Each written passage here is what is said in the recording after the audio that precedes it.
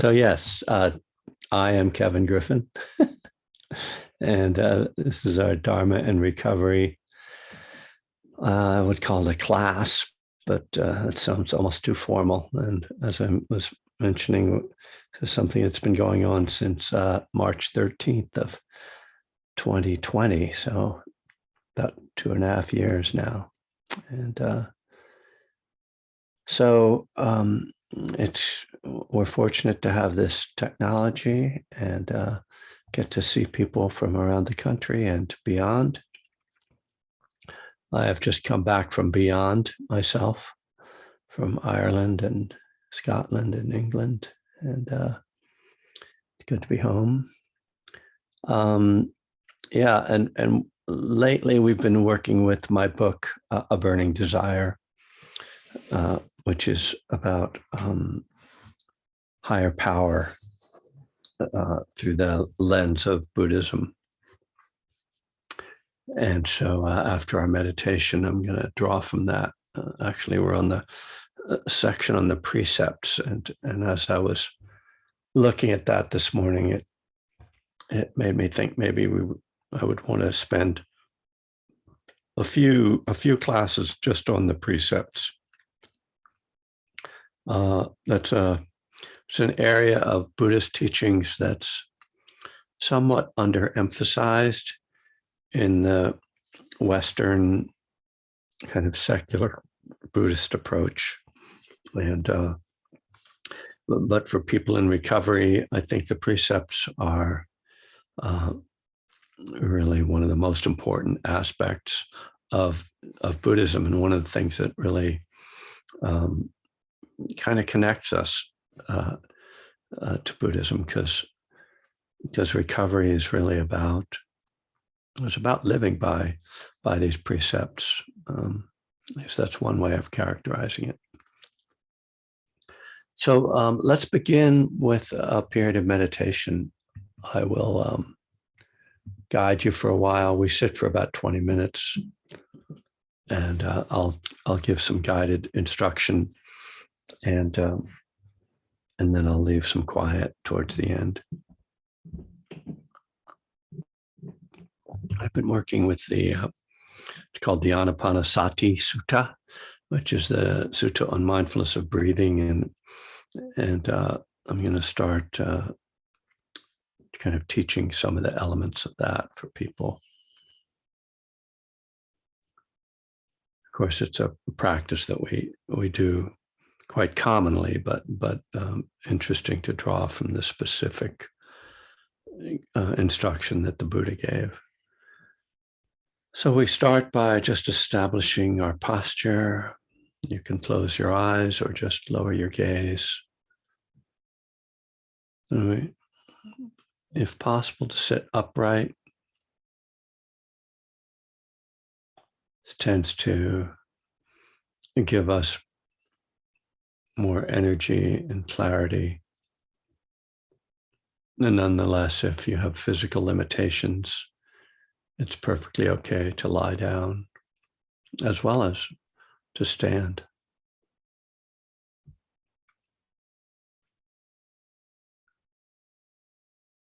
And so we begin by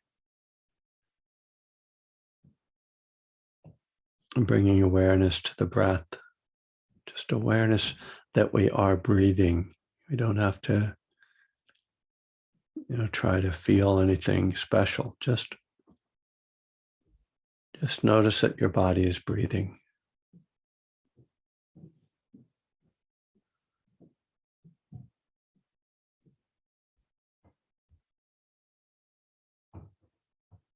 Some breaths may be longer than others, some shorter. Just noticing that.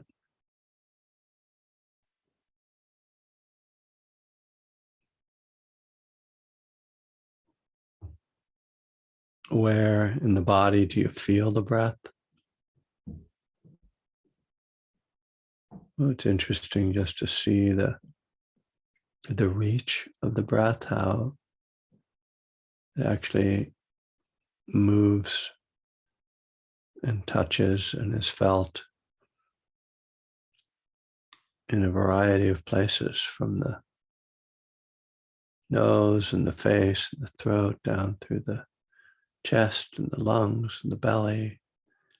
Even the back and the ribs move with the breath. And if you pay close attention, you might find other areas that you can actually notice being moved or touched by the breath. So take a few moments to explore that.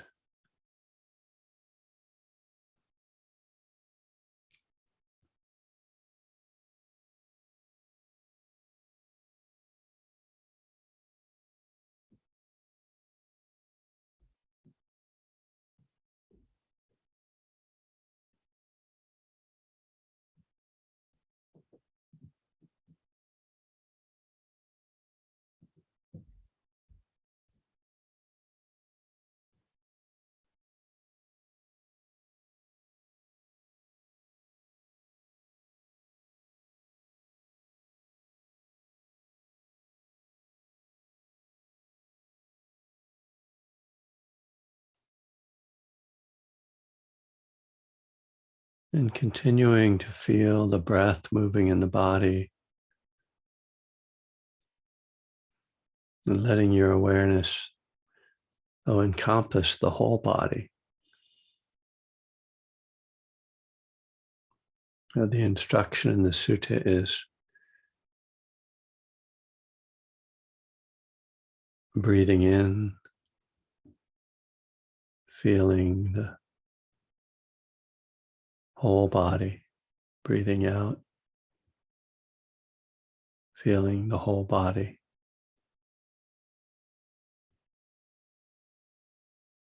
One translation is sensitive to the whole body,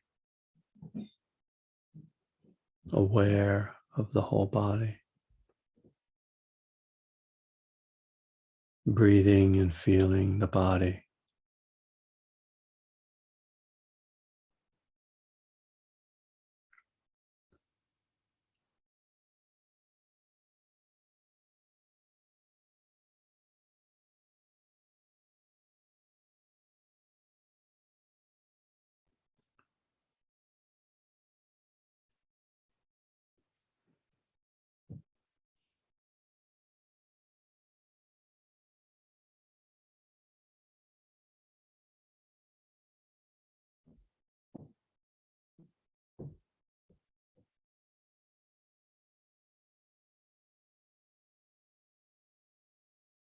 Breathing and feeling the body.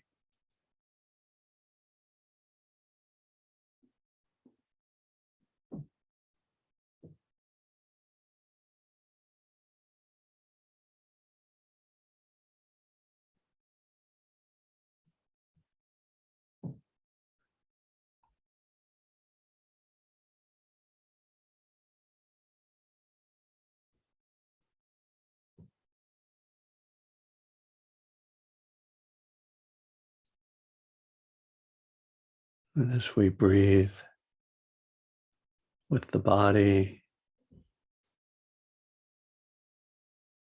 quite natural that the body starts to settle, to become more calm. Breathing in, calming the whole body. Breathing out, calming the whole body. You don't have to do anything special to make this happen. Just let the attention be with the breath and the body.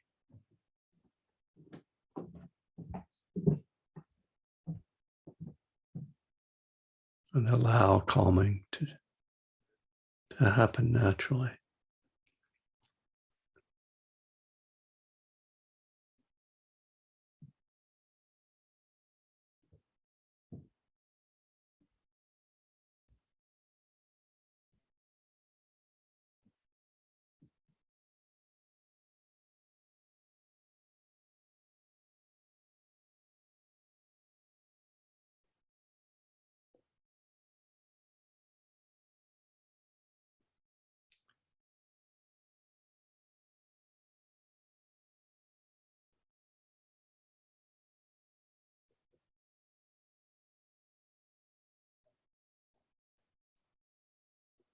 So this way of working with the breath isn't so much about concentrating on breathing. Rather, we have a kind of open awareness that's able to be aware of the breath, to feel the breath, at the same time that we're aware of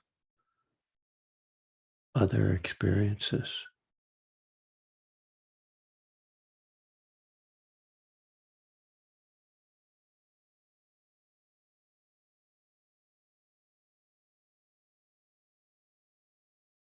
We don't have to try to get microscopic with the breath or block out anything. Quite natural, easeful breathing, feeling the body, breathing, calming the body.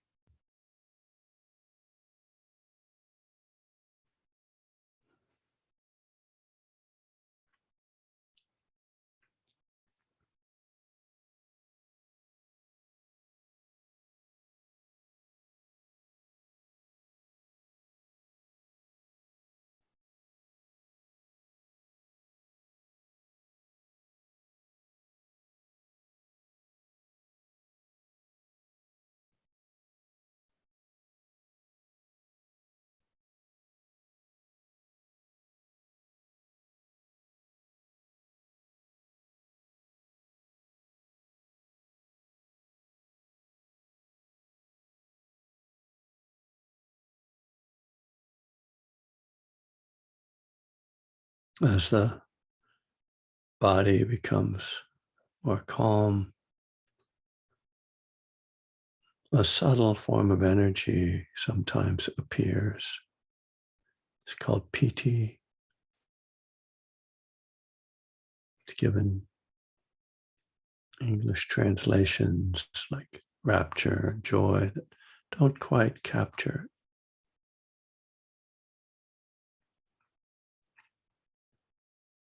Just notice if there's any subtle form of pleasant feeling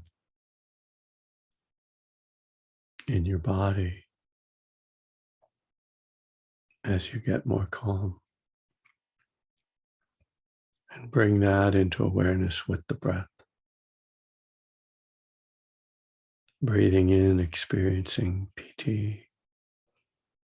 Breathing out, experiencing piti.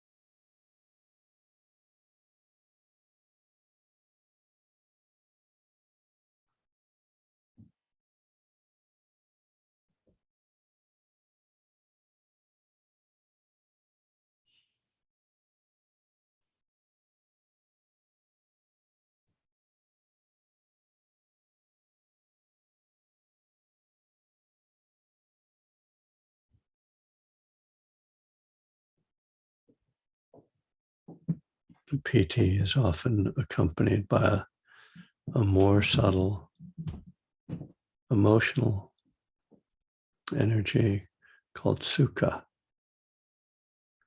kind of calm, happiness, contentment.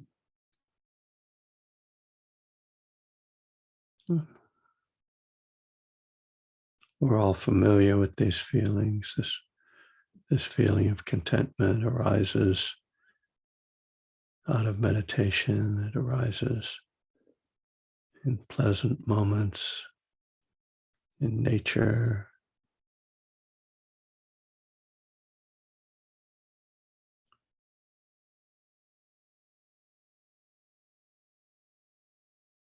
Seeing if that's showing up right now as you breathe. Breathing in, experiencing sukha. Breathing out, experiencing sukha.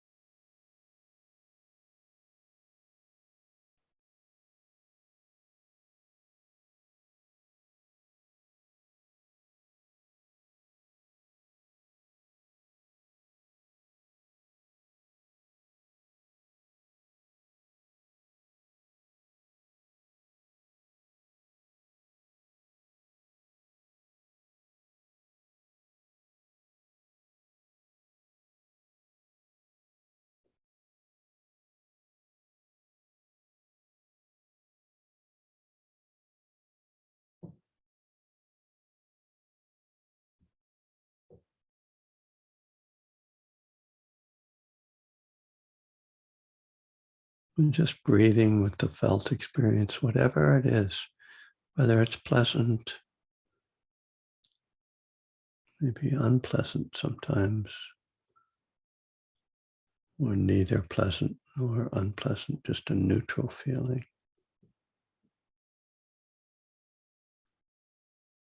Sometimes piti and sukha arise, sometimes not, but we can still breathe with the felt experience.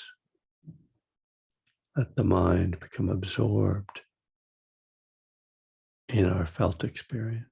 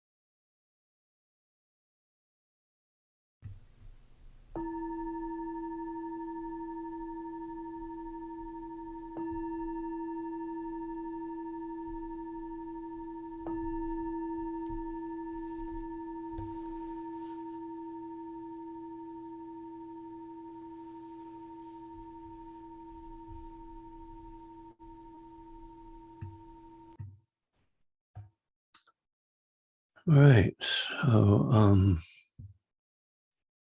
yeah, it's I've been using this practice, experimenting with it in my own daily practice. I've used it on retreat, but just recently I thought, well, let me just see if I can sort of throw in these instructions and see what happens. Because ordinarily I don't sort of follow a really structured form of meditation. But there are 16 steps. I just gave you the first 6. There are 16 steps in the Anapanasati Sutta, and I don't know what some of them mean or what I'm supposed to do with some of them, actually. But I do find that when I just kind of drop them into my mind as I'm sitting, that there does tend to be this kind of concentration that develops pretty naturally out of that. It's quite interesting. And these two words, piti and sukha, as I've been writing about this sutta and the idea that, oh, I'm just going to calm the body and then these energies are going to arise is, I struggle with that a bit. And so I try to make it a little bit more generic in the sense that whatever, as I was saying, as the last instruction I gave, whatever feeling is there, to just be mindful of that and sort of, as I say, absorb into that. That is to say, like, let yourself really be immersed in the feeling, not trying to think about it or control it, but just really feel it fully. I find those words, as I said, the translations aren't very satisfying to me, but the word piti, because it's kind of got this edge to it, I think captures this quality that I've worked with more extensively on longer retreats. And then sukha also captures the quality of this softer feeling that comes. So the piti is more of an intense energy. When it's really strong, it can appear in a very light way and kind of a background way. But when it's strong, it's this intense kind of jolts of energy and streams of energy in the body. And then the sukha is much more of like a contentment, a very warm heart feeling. But I'm a little curious what, in fact, I am curious to get any feedback about that guided meditation, if there were, whether that made sense, and particularly when you got to the piti and the sukha, did that just like throw you, or did anything come out of that? So if anybody wants to share, I'd be very interested to hear. Basically, I want to know, did that work or not? and it's totally okay if it did not, because it's, as I said, I'm just kind of experimenting with my own guidance for you guys.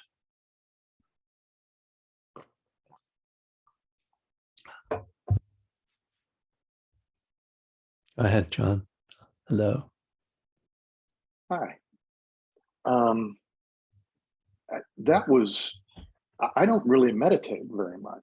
So this is a new process for me.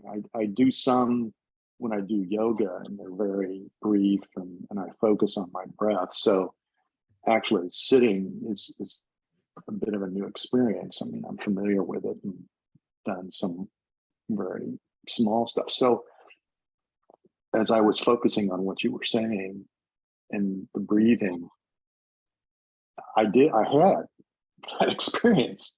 So it was fascinating then to hear you describe it and to use the word piti. I mean, it only lasted, it was momentarily. And then, right. of course, I started thinking of the experience and what's going on. This is not Yeah.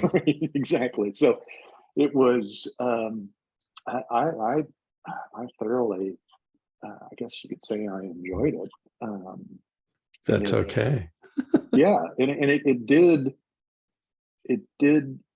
catch my attention. So Yeah. I enjoyed it. I liked it. Very good. Thank you. Well, that's good to hear, and thank you, John. And so, since that kind of connected for you, try to maybe try to do this on your own. Try to like take like the things that kind of stood out in your mind and repeat them and try sitting on your own and making that part of your practice. Yeah. I will. Thank you, John.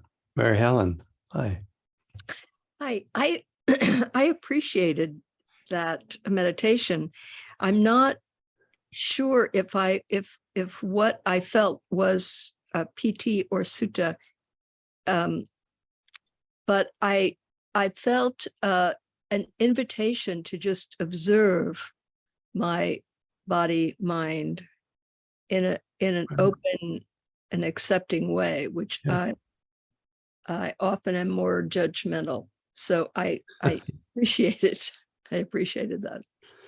That's great. Yeah, and that's the more essential spirit of it, right? So that's I think that's a really good approach to it, and absolutely, as I said, I mean, yeah, these words, I'm going to put them in the chat for people to see how they're spelled. There's PT and Sukha.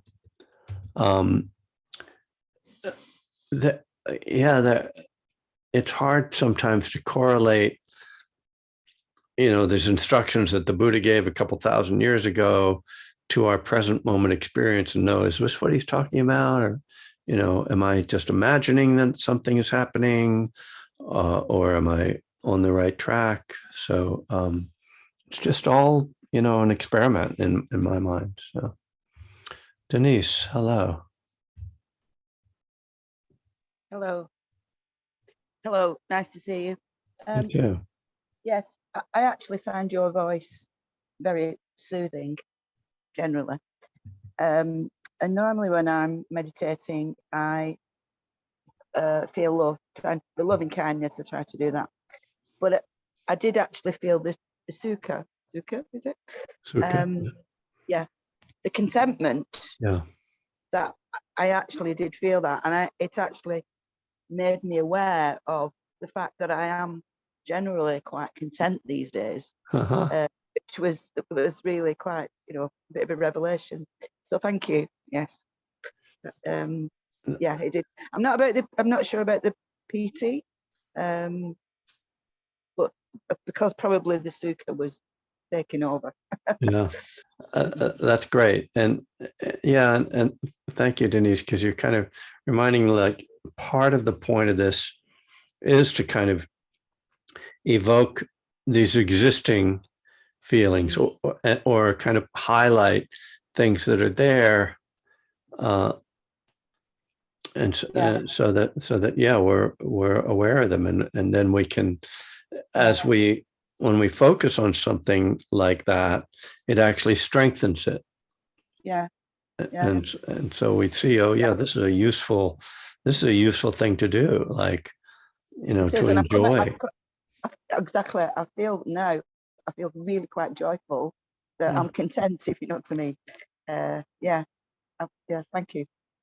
Yeah, and I think we associate sometimes meditation with this like hard work and sort of, oh, that's like, so, sitting still and your mind is all busy. And it's like there can be some really sweet moments and just a sweetness in meditation, and that's really helpful to tune into, so that it doesn't always feel like we're having to fight or do this kind of grunt work.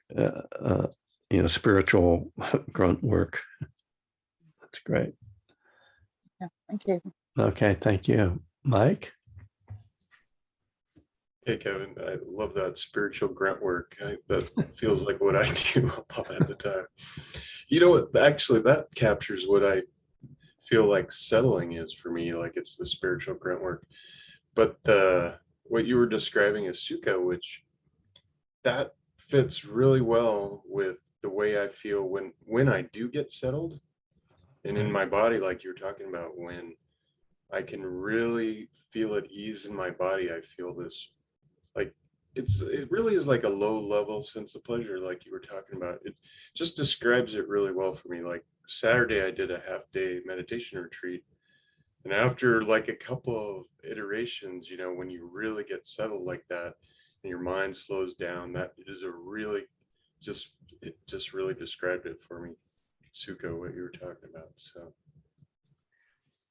Yeah, thanks, Mike. And it's something that I'm very aware of, how we typically we talk about calming in meditation as concentration, but that's not really a good description for me of what it feels like. It's much more physical, because concentration seems very mental and like it's all about being focused on one thing. But whereas what's called shamatha, which is the calming, is much more what happens to me when I'm settling in meditation, and it feels much more related to the body.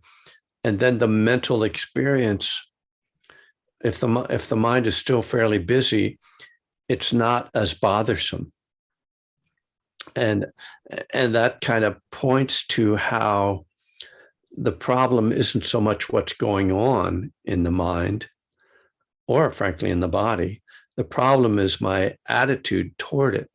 If I'm bothered by my thoughts, then they're bothersome. I mean, that's I believe, a tautology, or it's been my latest word.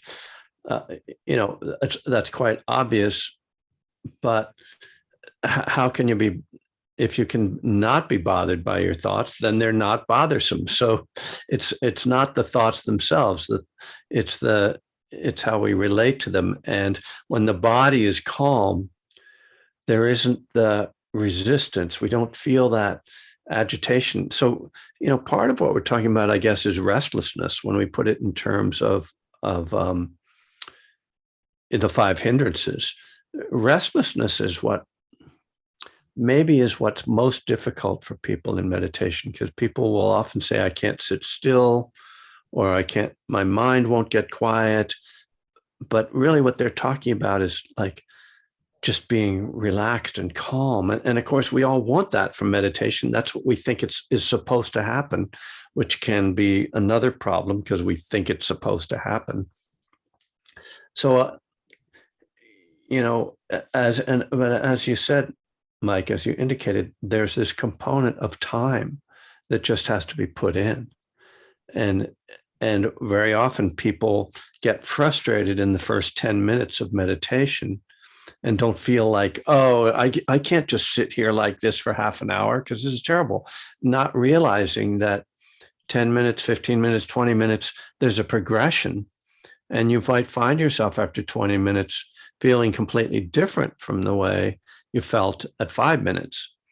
And if you can be patient and stick with it, then there is this natural calming that is indicated in the sutta. I told you there's 16 steps, and the 4th step and the 8th step are both about calming. The 4th one is calming the body. The 8th one is calming the mind. So it's very much a natural part of this progression. Boy, this is fun. I like talking about meditation like this. Monica. I have the advantage of having been through a sutta class with you, but I was looking back at my notes. I too, after we were studying PT and Sukha, went on a day-long retreat, and I was trying not to get excited. I mean, I found myself going, "Ooh, I think this is Sukha," when we were doing a walking meditation. But you also had a caveat. You said they're not possible until the hindrances fall away. So am I understanding that correctly? Yeah.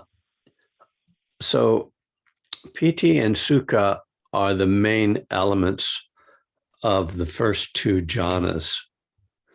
and the jhanas aren't. The jhanas can only arise when the hindrances are suppressed, we could say, or when they're essentially, when they've fallen away. So, but it's a good question. But just just to say that there are levels, right? It is possible to get absorbed in piti and sukha to very profound levels. And what we're talking about this morning is just kind of like touching into them and having a taste of them, rather than having those profound levels where, you're just like totally absorbed in them. So it's possible, like in a momentary thing, it's still possible. Right. Yes, right. Exactly. I don't feel like I'm anywhere to a point where I always have the hindrances falling away. No, but you can still get these kind of tastes of piti and sukha in your meditation.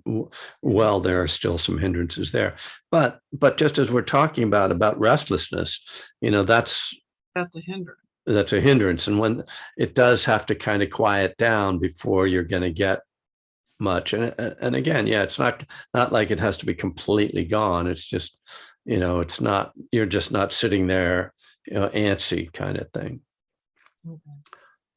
It's there was something else I wanted to say. I can't think of it. So it's okay. Mickey, hi. Hi. So it's reminding me a little bit of the big book, that acceptance is the key. Because, there's that kind of, in any given sit, or in any given retreat, you get different, I get different experiences, and sometimes they're quite vivid, and the joy is a big one. And then it's kind of like, in a short sit, maybe I just get nothing, and that's okay. It's okay to get whatever you get, whatever I'm experiencing, is what I'm experiencing. And, having a taste of these kinds of things. At first, when I got my first big shot of it, I was like, okay, I want more. No kidding. Which is the alcoholic, right? But over time, having these experiences, a variety of strong and weak, and in the middle, right, of both of these kinds of states, then it's kind of like no big deal. Right. Yeah. So that's great, Mickey, because what I call this process that you're describing, I think you're describing, is exploring the landscape of our mind. And one of the elements of our meditation practice is to become very familiar with these different states, pleasant, unpleasant, neutral. And as you say, to come into a relationship of acceptance to them. And because with acceptance, there can also be investigation. We can explore them. If we're not accepting them, we're just in a conflict with them, and we're not learning anything from them. We're just trying to get rid of them. Very, as you say, very alcoholic, tendency. So one of the benefits, again, as you're pointing to, of daily practice, is that whatever is up, we just show up for that. And we get familiar with it so that we're not afraid of it when it shows up in our daily life. When we see, there's these ups and downs, and we're not, as addicts, we're trying to, create this steady, it's always great, I'm always happy, I always feel good, and we're resistant to the ups, and particularly the downs. We're all for the ups, and so this kind of just being willing to sit and put in whatever time you can put in each day, to just be with whatever shows up, starts to develop this relationship to this landscape. And we start to see that our mind has all these nooks and crannies and valleys and mountaintops and, rivers, and, there are floods and tornadoes, and then there are, peaceful glens, and, and it just becomes much less of a problem. Mhm. And we're not having to fix it. And we're developing then equanimity in our lives, where there's much more sukha going on, So this is because sometimes I think, just as you were kind of talking about, sometimes it can seem like, what's the point of meditating today if I'm not going to get any juice out of it, if I'm not going to get some happy, calm, peaceful feeling out of it? And the benefit of it is that I'm just going to sit and be with whatever shows up. I'm not going to do anything. And just being able to not do anything, is actually a power, right? This is like the higher power of stillness, right? That we cultivate this capacity to just be still with whatever shows up. So that's great. So I was going to say too, the thing I forgot before when I said I forgot, I remembered, which is that like piti and sukha, these energies can appear in daily life as well. Like when you're really excited and something really great happens and you're feeling really bright and happy, or you're, I kind of said it in the meditation, like taking a walk in the woods, and you just feel really peaceful and quiet. And so these are natural states that one of the things we want to do is start to notice them and enjoy them. It's actually the opposite of what we usually say, which is like, oh, let it all go. But it's okay. The cultivation of happiness, the cultivation of joy, of piti and sukha is okay. It's like, oh, you know what? I'm kind of in a mood right now. I think I'll just take a walk and see if I can sort of brighten my mind state a little bit. And what brightens my mind state is this or that. I like to, exercise, or I like to read, or, I like to sit out on my porch, whatever, just something that just, allows you to, in a healthy way, to just shift the mind state intentionally. Totally okay. Well, I said we were going to talk about the precepts, and I actually have a little time, so I'll start. But because I do want to spend a little time on the precepts, I'm noticing that Monica has inserted our little information that we usually give. There's information about how to give dana to me, which I am always grateful for. There's also information about this list of people, contact list. So I know that, people sometimes come here like needing help, and, I'm here to help. But if you want to just connect with someone else, there's some people here who are very experienced in recovery, and quite a few who are quite experienced in meditation as well, some of whom are making themselves available to you if you are interested in contacting someone. Just we have, that's the link that says Buddhist Recovery Contact List. So if you're interested, click on that list and sign up, or take somebody's email, or one of the ways we can be of service to each other.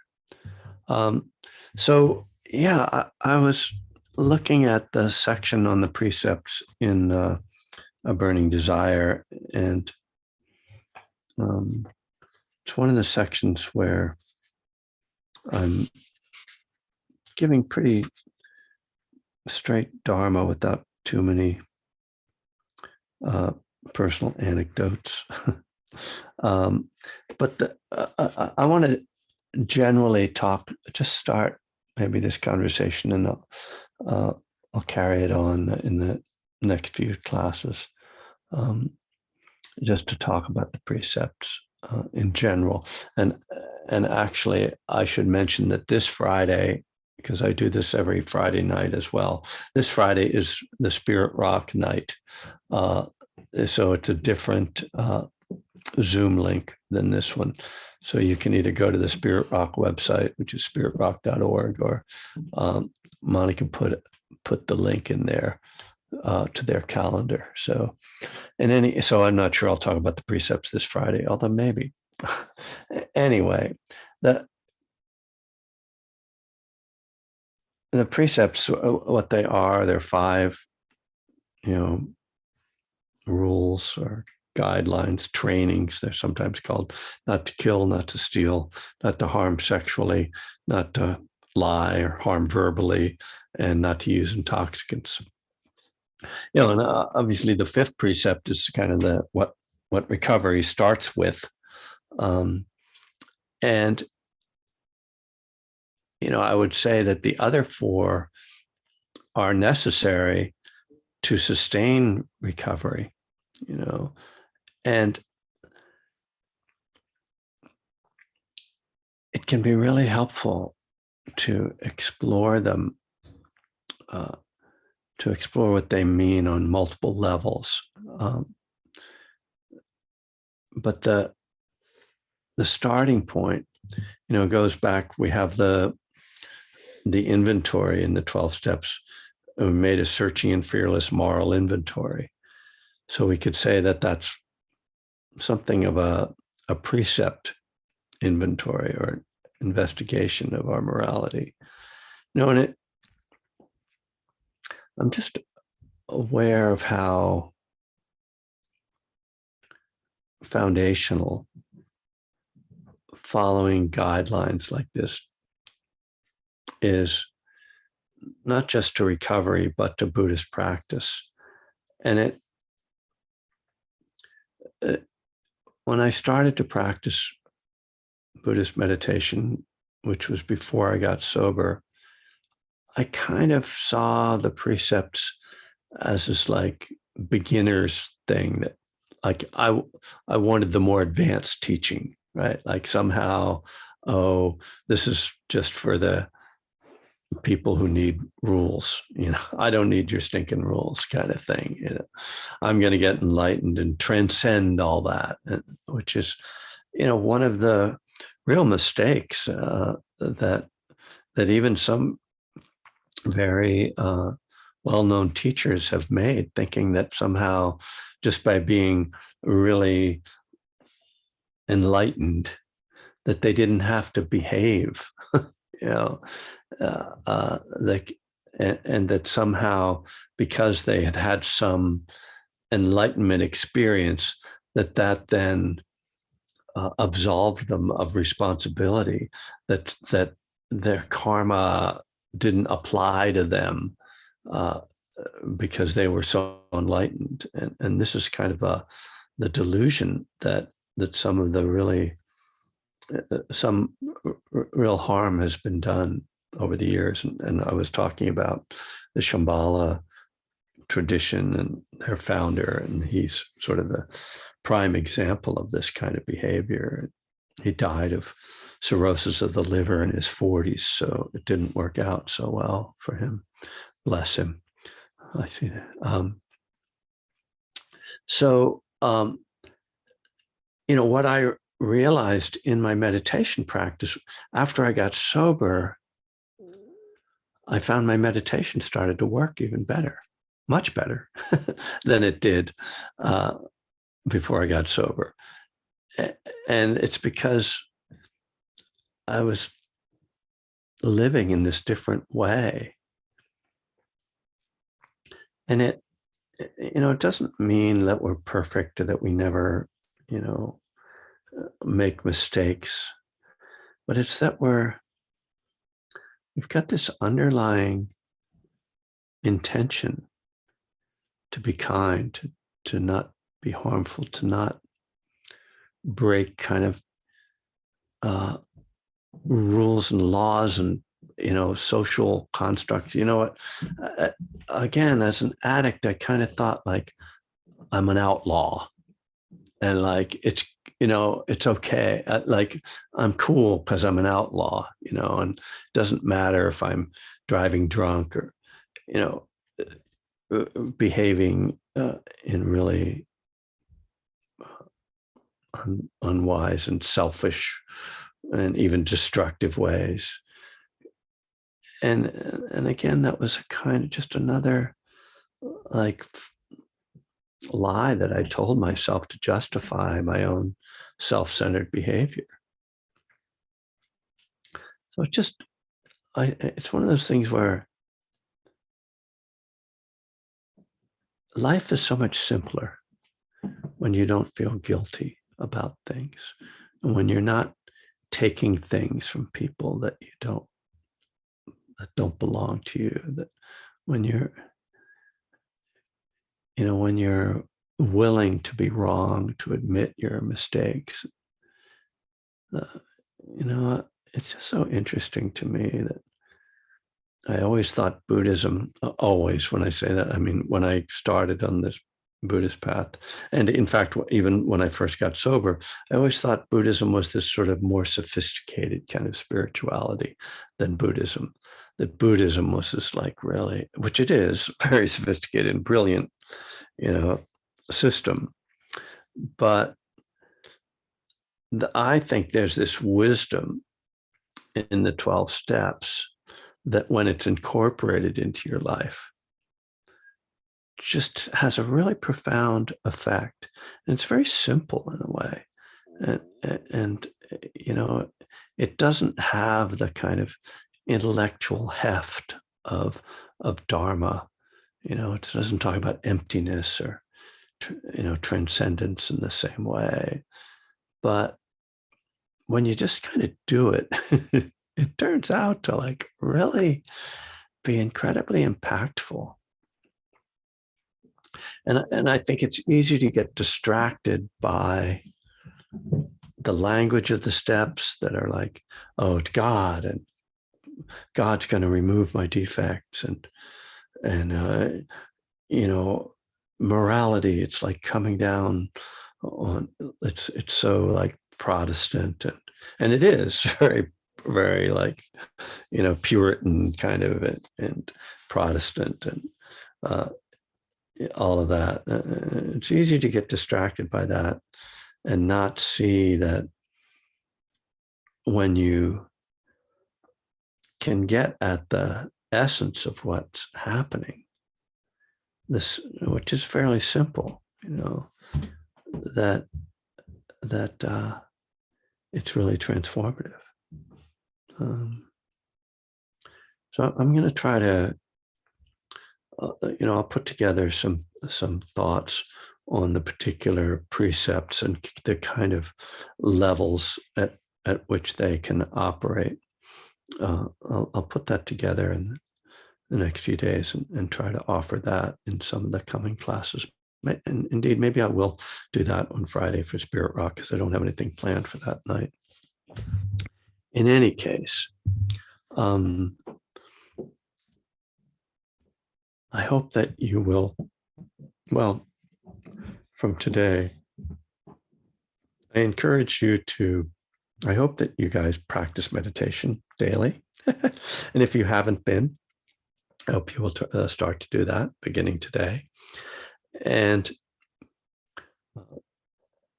just open yourself to these energies of piti and sukha. See when they show up, see when they show up outside of meditation, and just enjoy those. And in the meantime, keep an eye on your precepts, and we'll talk further about them. Oh, and Vicky has put in the great suggestion of 90 meditations in 90 days. So if you haven't started to practice, that's a good way to get yourself started. And it can be 5 minutes, 10 minutes, 20 minutes, whatever you can put in each day, just show up on a daily basis. So thank you all for showing up today, and very nice to see everyone. Be well. Thank you, Kevin.